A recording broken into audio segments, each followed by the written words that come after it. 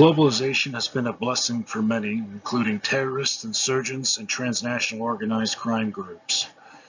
Since the end of the Cold War, state versus state conflicts have increasingly transitioned into color revolutions and proxy wars that often result in the destabilization of entire regions. This, in turn, gives rise to the empowerment of transnational criminal organizations, as well as an increase in several hundreds of militant factions. With this came the rise of globalization and the enabling of small groups to be able to successfully carry out attacks against infrastructure, conventional military units, and multinational alliances.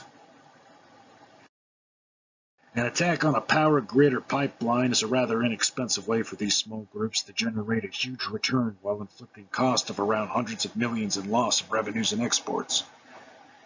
This presentation will examine the weaknesses of globalization despite its strengths, and will also examine possible solutions to dampen the detrimental effects that are often incurred from these vulnerabilities.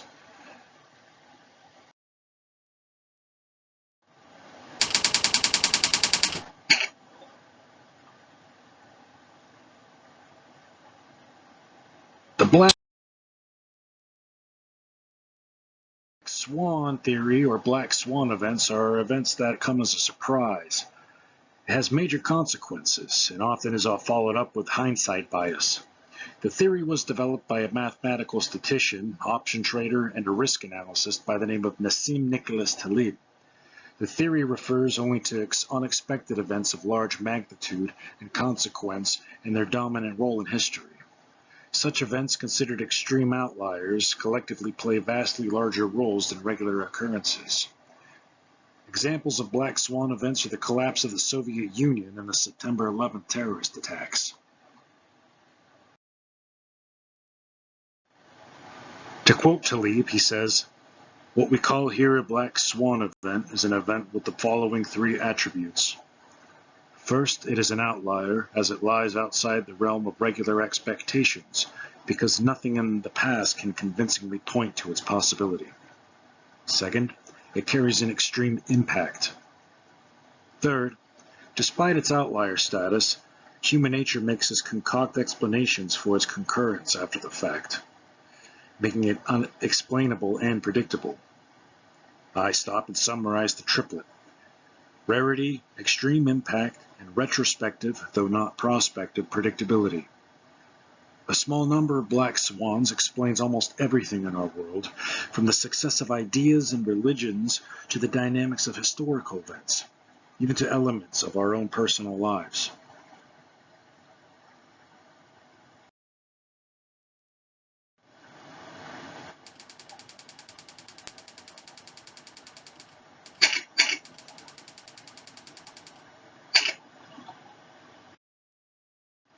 Attacks on critical infrastructure, symbols of power, and morale is more advantageous to insurgents and terrorists than simply pursuing a high body count. This strategy is often employed because it cripples the state's economy and seeks to delegitimize the authority of the state in the eyes of its population in foreign countries. The disruption of critical infrastructure often results in cascading failures and is unfortunately often an inexpensive endeavor for these saboteurs, often generating a very large return on investment. Here are just a couple of examples of those returns on investment.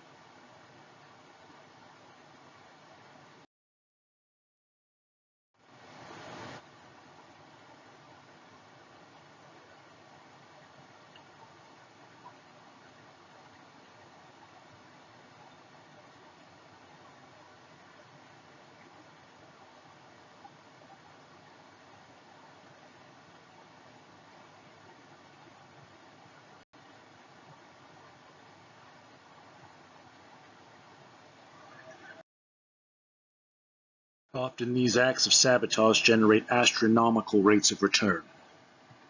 Very often, the insurgents get away, and rarely sustain casualties. Because of this, attackers are incentivized to carry out these attacks of sabotage sustainably.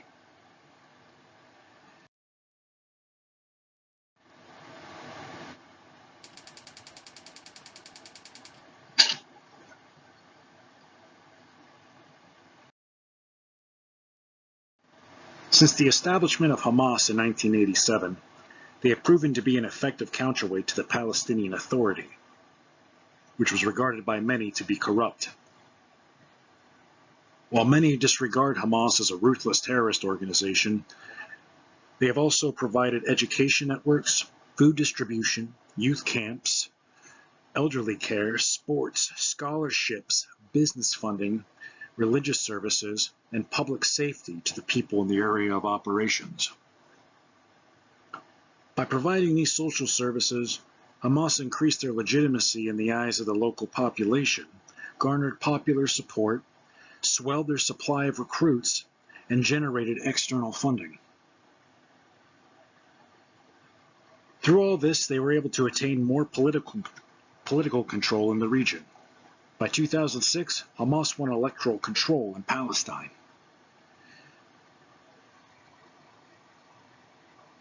As counterterrorism expert John Robb states in his book Brave New War, the rise of terrorist social services indicate that the loose networks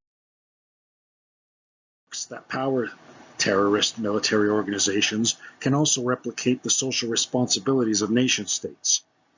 As a challenger to the nation-state system, this capability speaks volumes.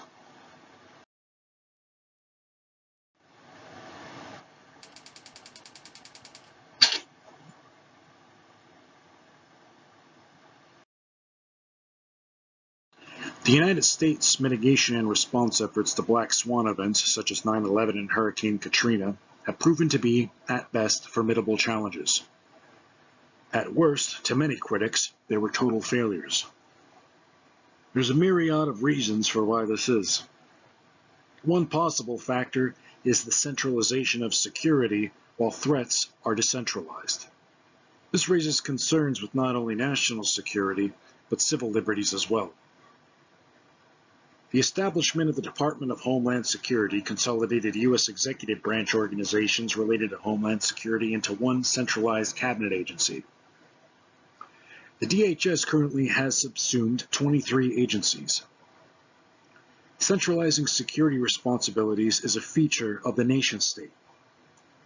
We live in a globalized world now. As stated previously, the tools of globalized interconnectivity have brought many benefits to people, namely the rate of speed at which things like communication and travel bring. This means a pandemic or a terrorist will travel at the same rate as globalized travel takes them. Unfortunately, the nation-state era of security is slow in comparison. It is cumbersome and often has a lethargic response to disasters, such as it did with Hurricane Katrina.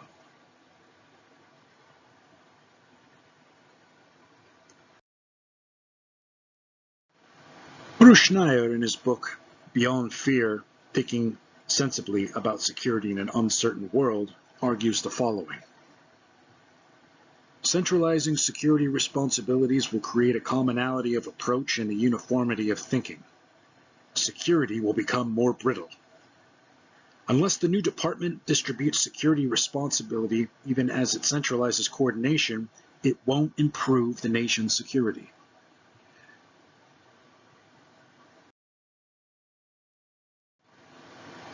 There is no shortage of controversies regarding U.S. efforts combating terrorism. Often these criticisms raise valid concerns, such as the NSA's efforts to analyze phone traffic, or the U.S. Army's conducting torture as a means of extracting intelligence, which have both proven to be ineffective. The U.S. Army Field Manual on Interrogation Technique states, therefore, the use of force is a poor technique as it yields unreliable results, may damage subsequent collection efforts, and can induce the source to say whatever he thinks the interrogator wants to hear, The controversies surrounding NSA surveillance and the use of torture by the U.S. Army have undermined trust and cohesion between both American citizens and global allies. Such fractures in cohesion runs contrary to the stated missions of the DHS.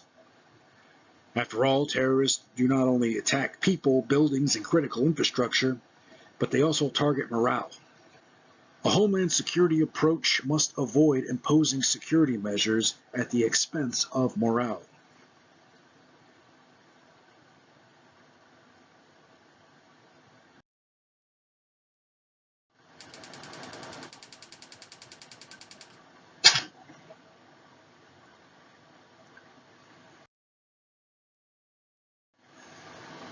As is well known and has been stated before, there is no shortage of criticisms aimed at the Department of Homeland Security. Many have even called for the abolishment of the DHS entirely, but failed to provide viable alternatives.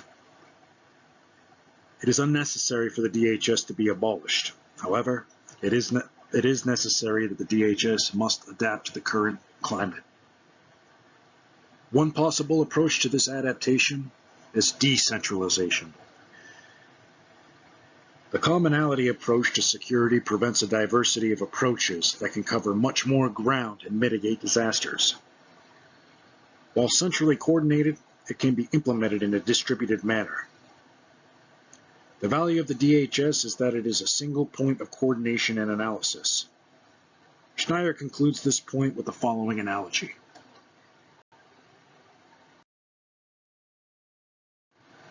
Your body doesn't have a center for body security. Fighting disease is a function distributed throughout every organ and every cell.